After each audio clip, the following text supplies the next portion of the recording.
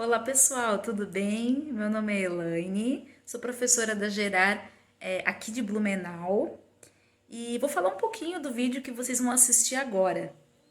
Esse vídeo foi feito dentro da aula do curso inicial, dos jovens que estão dentro do curso inicial, na temática de direitos humanos e direitos fundamentais.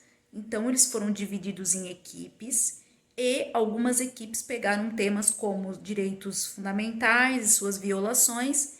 E essa equipe vai falar um pouquinho sobre as violações dos direitos humanos e toda a percepção dentro do que eles pesquisaram do que são essas violações dentro do contexto que nós vivemos, ok? Então curtam agora esse vídeo que vale muito a pena trazer essa temática.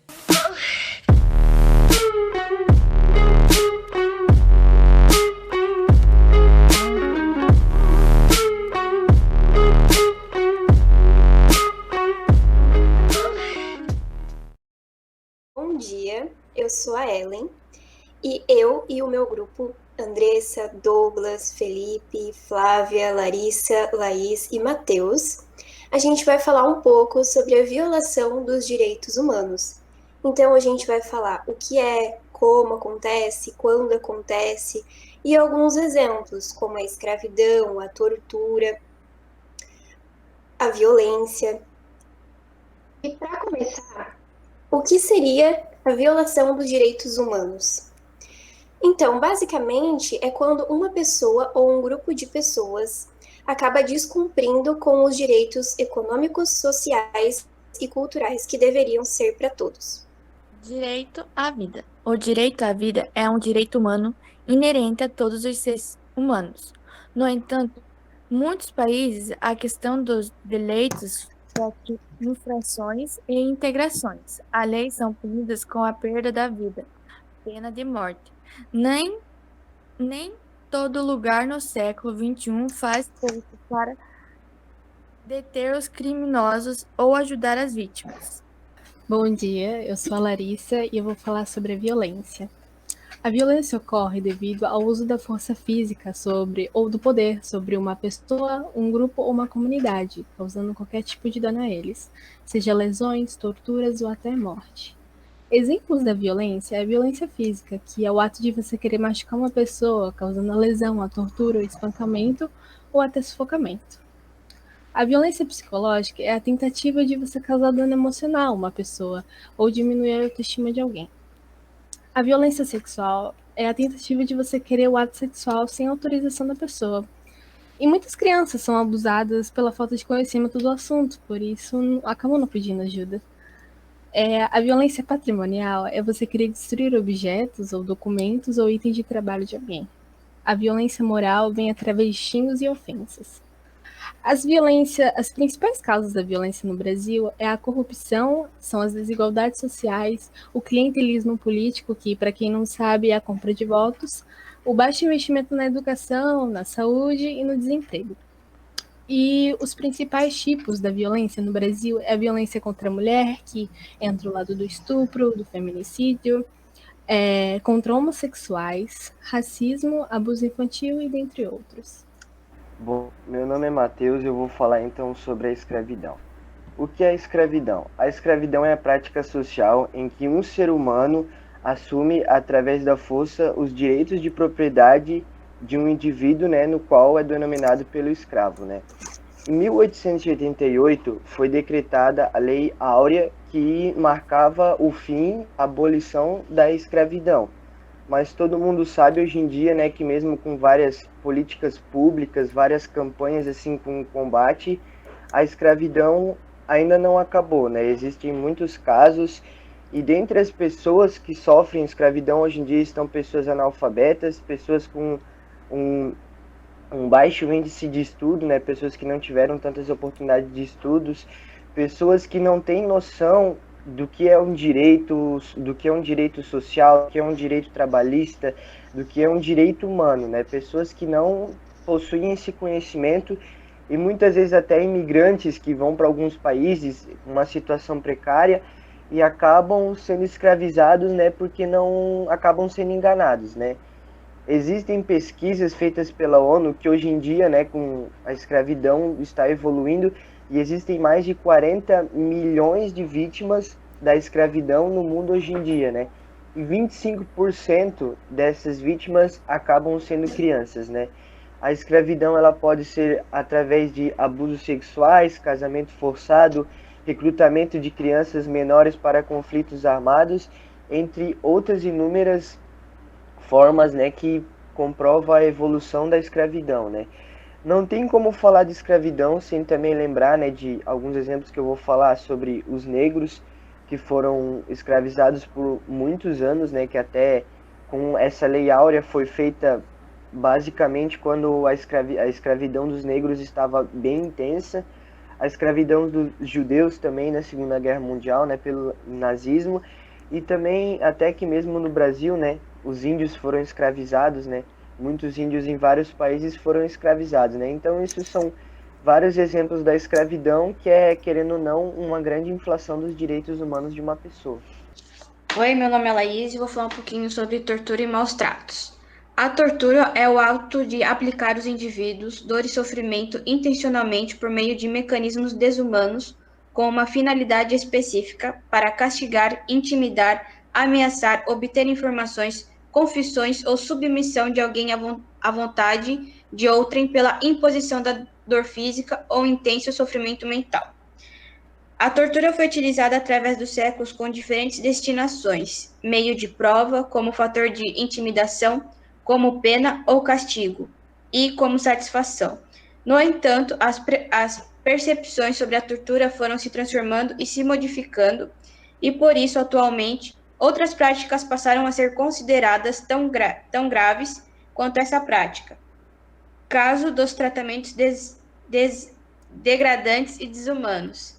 Temos o caso atualmente do Henry, né? Estamos vendo ali a mãe e o padrasto, que fizeram com uma criança de 4 anos. E também tem o exemplo da série da Netflix, o caso do Gabriel Hernandes, que conta bastante sobre isso e é bem, vamos dizer assim, pesadinho. Olá, meu nome é Flávia. Eu vou falar um pouquinho sobre o caso do Eberson Lima de Oliveira, que foi preso justamente acusado de estupro por uma menina de 9 anos. Na época, esse caso aconteceu em 2003, e na época o nome dele foi citado à polícia, digamos como culpado, porque na época ele se afastou do bairro por uma dívida de R$ 50 com um vizinho. E para não haver briga ali, como ele não estava conseguindo pagar, ele se afastou. E uma pessoa que estava sendo ali investigada também, estavam ouvindo o lado dela, ela citou o nome do Eberson. Daí foram atrás dele e prenderam ele. Ali ele foi preso uma prisão temporária, né, até terminarem as investigações e até ser provado a inocência dele. Mas não aconteceu. Quando foi feito o reconhecimento dele, a menina, no caso que foi estuprada, ela disse 3 vezes, não é ele. Só que a delegada que estava investigando, a Carla Santas Guedes, o nome da delegada, ela pediu para falar sós com a menina e com a família, no caso o pai e a mãe que estavam juntos. E quando as outras pessoas voltaram para a sala, a menina disse sim, é ele. Aí já começa a gente já estranhar o caso. E também porque ela dizia assim, ó, o homem que me estuprou, ele tinha cabelos claros loiros, pele morena clara, tinha os dentes, era bem dentuço, a carga dentária bem grande, que nem falaram na entrevista, e ele não tinha os 2 caninos. Quando a gente olha para o Eberson, a gente vê que essa descrição não bate com ele, não tem nada a ver com ele. Só que foram 2 anos e 7 meses presos. E todo mundo aqui sabe o que acontece com uma pessoa que é presa por estupro na cadeia, mesmo ele sendo inocente, mesmo ele implorando para que não fosse preso. Ele foi estuprado por 60 homens em média e acabou contraindo HIV. E daí a gente começa a se perguntar, quem é que está errando? Quem é que está deixando esses casos passar? Porque no Brasil, em média de 200 mil presos, 20% são presos injustamente, ou seja, são 40 mil pessoas. 40 mil pessoas que não têm nada a ver, 40 mil pessoas que não estavam lá no momento, 40 mil inocentes que estão sendo presos injustamente só no Brasil. Quem é que está abafando esses casos? Por que a gente não está falando? Essas pessoas estão sendo indenizadas, que nem no caso do Eberson. As pessoas estão recebendo um auxílio saúde para que elas possam se tratar? Eu acho que não, né?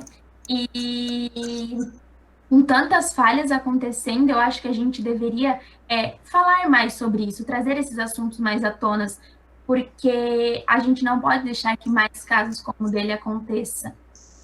Ele foi solto em 2006, mas só agora a gente começou a falar. Mas ele mora deixa eu me lembrar a palavra, num cortiço de 15 metros quadrados e divide um banheiro entre 9 pessoas. Um banheiro que a descarga é usada com água, tem que dar descarga com balde d'água, pegar na rua e levar. Um chuveiro para 9 pessoas, um lugar totalmente precário, sujo. Antes ele diz ainda na entrevista, acabaram com a minha vida, violentaram o último pingo de dignidade que existia em mim. Eu tinha uma família, eu tinha filhos, eu tinha um emprego. Hoje eu não sou nada, sou um Zé Ninguém. Ou seja, é injustiça sem cura. É injustiça que não vai poder voltar. Não, o dinheiro não vai trazer a família dele de volta, não vai trazer os 2 anos e 7 meses que ele perdeu, não vai tirar o trauma dele, nem as doenças. Ou seja, acho que a gente, como conclusão, acho que a gente deveria prestar mais atenção nesses casos, tentar ler mais, chegar mais, porque se a gente tem tanto acesso à internet, por que a gente não está falando mais sobre isso? Então, é isso. Sobre a liberdade de pensamento e consciência da religião, é um assunto que eu acho que deveria ser mais tema de debate em escolas, talvez em locais de trabalho, locais públicos, porque quando a gente fala só consciência de religião, ter empatia para as outras religiões, a gente sempre liga só à agressão física e verbal.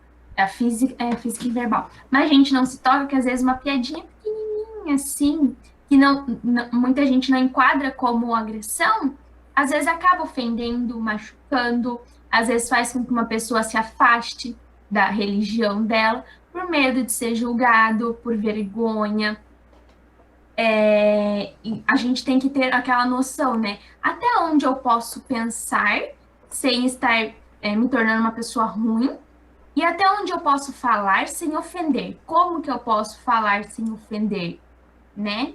Ter aquela noção de opinião, aquele bom senso que é sempre necessário.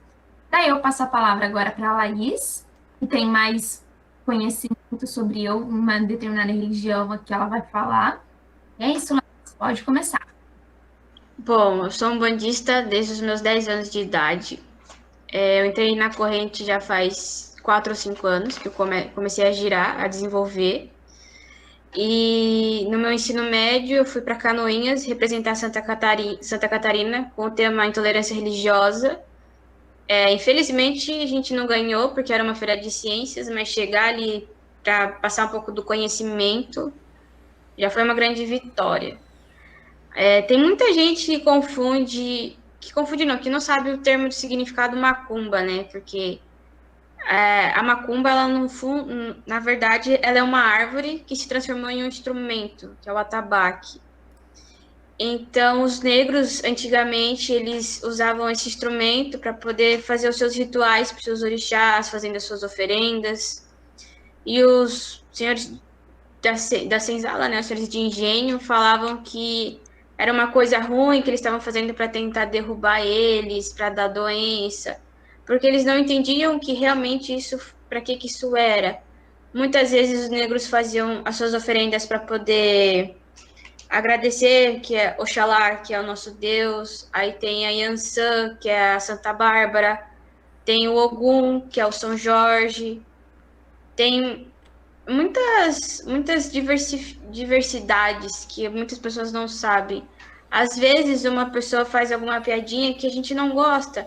Lógico, os amigos em comum, assim, vamos ali fazer uma macumba. A gente sabe o que significa. E a pessoa que não sabe, ela já fala na maldade. Tipo, eu vou ali fazer uma macumba para poder trazer uma pessoa a mim, sabe? Tipo, fazer uma amarração, que a gente fala. É um negócio bem chatinho, às vezes, assim. Lógico, toda religião tem o seu lado bom e o seu lado ruim. Minha religião não é perfeita, tem pessoas que fazem o mal também. Mas, assim, o que eu aprendi pelo meu ensinamento é tudo que a gente faz de bom, a gente faz coisas boas, a gente recebe coisas boas. Se faz coisa ruim, a gente recebe coisas ruins. Então, é muito difícil a gente falar sobre o mundo espiritual, porque não tem uma Bíblia, não tem vamos dizer assim, um manual. Você vai aprendendo, cada dia é uma coisa nova. Teve casos também ali que eu vivenciei, que um pai de santo no terreiro aqui em Santa Catarina, o pai de santo, já jogaram uma pedra nele por ele ter ido abrir o portão perto do olho. Se acontecesse alguma coisa, foi para a justiça, o pai de santo ganhou, mas e a intolerância vai até onde? Bom, meu nome é Douglas e eu vou falar um pouco aqui sobre a questão da repressão. Primeiramente, vale a pena ressaltar que repressão é um termo muito amplo, ele pode ser utilizado em vários contextos, de várias formas diferentes, porque simplesmente vem do termo reprimir. Então, pode ser tanto uma coisa pequena quanto uma coisa maior. Mas eu decidi optar por falar o que eu considero como sendo o pior tipo de repressão, o jeito mais bárbaro, o pior jeito de repressão possível, que é quando a repressão parte do Estado quanto à população. Basicamente, nesse sentido da palavra, né, no sentido de repressão estatal, a repressão é o ato do Estado se utilizar de força coercitiva para conter, calar ou dispersar manifestantes, protestantes, pessoas que se opõem a algo que está acontecendo no governo, naquele momento. Pessoas que se opõem a alguma ideia, alguma filosofia, algum pensamento, alguma política que está sendo aplicada e manifestam esse pensamento de forma pública. Então, esse seria no sentido da repressão do Estado, né, quando ele tenta calar essas pessoas. Normalmente, o Estado ele utiliza dos seus principais braços para conter essas pessoas, como violência policial, como violência a partir do exército. Ele manda os seus principais braços de forma violenta para conter essas pessoas. Então, você vê várias vezes protestantes ali expondo sua opinião e a polícia indo reprimir eles, ou o exército, e por aí vai. Basicamente, isso acontece para dar medo na população e acabar criando uma espiral do silêncio, quando as pessoas sabem que aquilo que está acontecendo é errado, mas ninguém fala sobre por causa do medo que existe de serem reprimidas. Então você discorda de tudo aquilo que está acontecendo, mas você não fala sobre, você não manifesta porque você tem medo de sofrer esse tipo de coisa, sofrer violência mesmo por parte desses braços. Normalmente, a repressão acontece onde o Estado possui muito poder, ou seja, principalmente em guerras e em ditaduras, que o Estado é muito inflado, a democracia acaba sumindo, né? O Estado corrompe a democracia, as pessoas não têm mais o direito, né, de manifestar suas opiniões, não têm muitas vezes o direito de voto quando é uma ditadura, e daí sim que a democracia é abolida e esse tipo de coisa acontece com mais frequência. Eu gosto de citar um exemplo que eu acho muito interessante, que é o da Alemanha nazista. Para dar um background, um plano de fundo, basicamente não existia muita repressão violenta contra o povo alemão de fato. A gente sabe que existia repressão contra as minorias, os judeus e etc., por causa do antissemitismo, mas contra o povo alemão mesmo não existia muito porque eles estavam completamente manipulados. Eles estavam cegos àquela ideia ali que o Partido Nazista estava impondo, não porque eles também eram maus que nem o Partido Nazista, mas porque, por causa ali depois da Primeira Guerra Mundial, que a Alemanha estava completamente destruída economicamente, muitas pessoas passando fome, sem emprego, o Partido Nazista acabou criando uma ascensão econômica e as pessoas acreditavam que eles eram salvadores. Então, por causa da propaganda deles, as pessoas acreditavam em tudo que eles falavam. Então, eles colocavam muita ideia de nós contra eles, o povo alemão contra os judeus, sabe? Essa ideia mais coletivista do pensamento. E então, como não existia muitas manifestações, muitas pessoas mesmo protestando contra, não tinha por que ter repressão. Mas o que acontecia, de fato, era uma repressão intelectual, a gente pode colocar desse jeito. Porque se as pessoas estão manipuladas, se as pessoas estão cegas a uma ideia, o único jeito delas se livrarem disso é adquirindo informação. E era justamente isso que eles iam contra. Então, vários livros que protestavam contra, de filósofos, de economistas, sejam filósofos atuais, né, da época, contemporâneos ali da Segunda Guerra Mundial, ou seja, coisa muito antiga, que tinha alguma coisa contra ali a questão do Estado ser inflado, a questão do Estado interferir muito na vida das pessoas e contra a guerra, contra preconceito, os livros eram banidos ou censurados, não entravam no país, não tinha como esses livros entrarem no país, eles eram completamente banidos, e os livros que já estavam lá, eles simplesmente queimavam em praça pública. Era muito comum eles fazerem uma pilha de livros e simplesmente queimar publicamente. E eles colocavam mais medo ainda na população. Então eles falavam que eles estavam queimando esses livros porque tinha alguma ameaça comunista dentro deles, porque tinha uma ameaça satânica dentro deles, e que esses livros não eram para as pessoas lerem e as pessoas acreditavam. Então, você tá cortando o mal pela raiz quando você faz isso, né? Se você não quer que as pessoas protestem, se você não quer usar a força policial, você deixa as pessoas manipuladas naquela ideia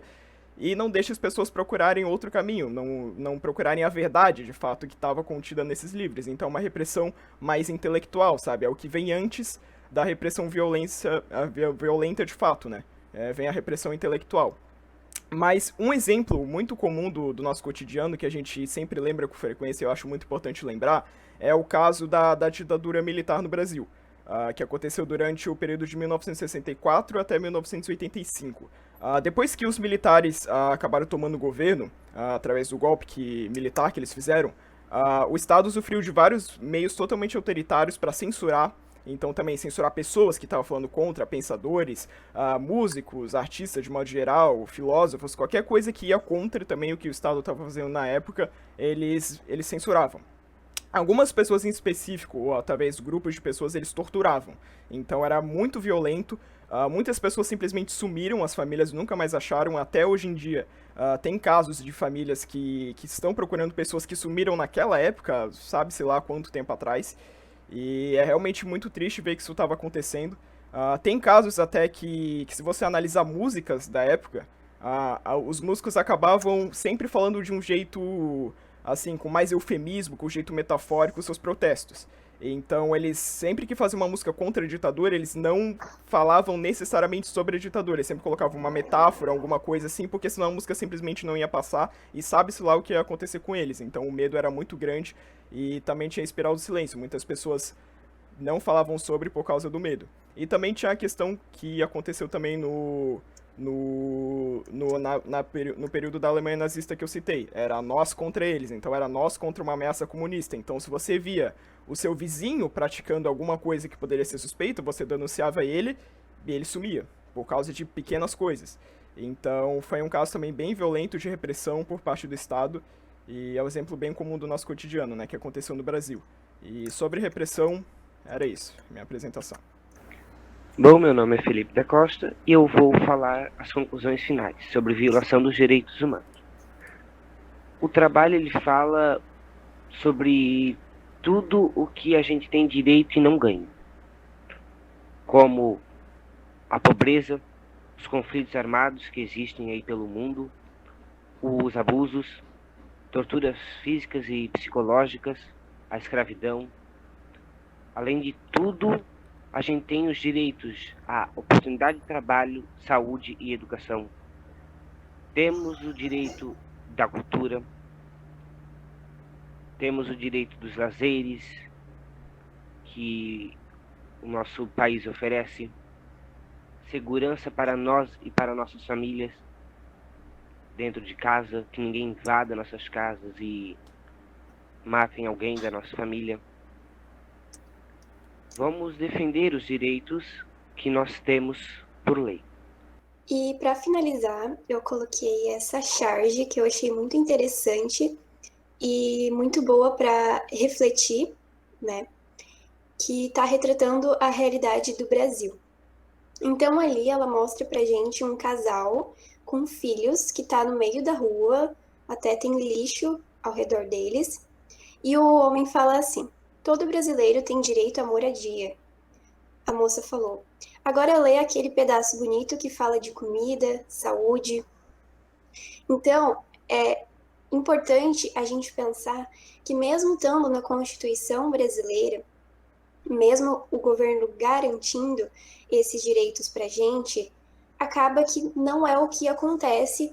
É muito comum, como no Brasil, né, a gente passar pelas ruas e ver pessoas que não têm casa, que dormem em papelões, no meio da rua, de todo temporal e etc. E com certeza o governo, quando passa pela rua, também vê isso, mas eles fingem que não está acontecendo. Não só com o direito à moradia, mas todos os direitos, eles fingem que não está acontecendo, fingem que está tudo perfeito. Então, que governo é esse que a gente está tendo? Que governo é esse que diz que nós temos os direitos, mas não garante? E é isso. E aí, pessoal, gostou do nosso vídeo? Ah, que legal! Eu espero que sim, ele foi feito aí com todo carinho para vocês. E não deixe de se inscrever aqui no nosso canal, de curtir, de compartilhar. A intenção da Gerar não é só desenvolver os jovens para o mercado de trabalho, né? A gente tem a intenção também de desenvolver eles pessoalmente, transformando em cidadãos cada vez mais reflexivos e com pensamentos aí de construção, de desenvolvimento, pensamentos críticos. É isso que a gente quer. Então não deixa de se inscrever. E compartilha também, né? Ideias boas têm que ser compartilhadas.